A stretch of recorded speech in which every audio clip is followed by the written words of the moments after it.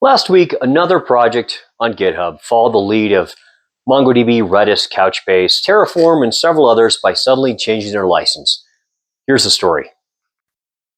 The project is called Fluent Assertions, and it adds extension methods to your .NET libraries to add clarity to your unit tests. It's been downloaded more than 250 million times from NuGet, and it originally had an Apache 2.0 permissive license.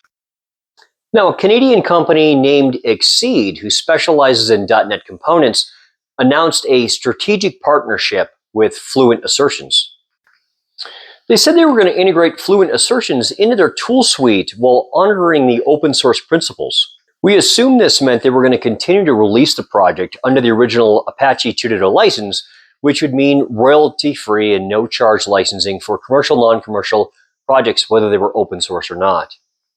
Yet, only one day after the announcement, they changed the license to the Exceed Community License Agreement, which restricts it to non-commercial use. And if you want to use it for commercial purposes, you have to have a paid license from Exceed.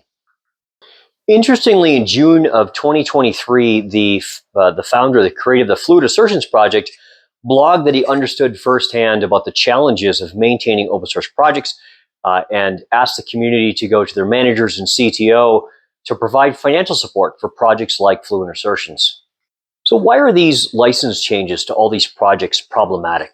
Well, if your developers are using code for any of these projects, whether that be a whole component, just imported as a dependency, could be a couple files from the project, or it could be snippets of code from that project, that means that your organization now is liable for the license agreement according to that open source project.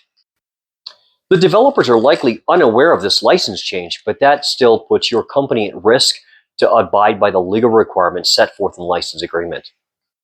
It's important that your company is running at least periodic scans to detect not just these dependencies, but also the files and potentially open source snippets that your development team is using in the construction of your projects.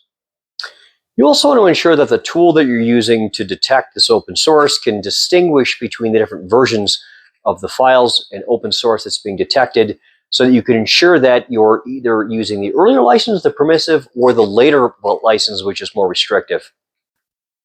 If you'd like help in understanding how these license changes might affect you or your organization, please reach out to us. Our team at Threatrix would be happy to help.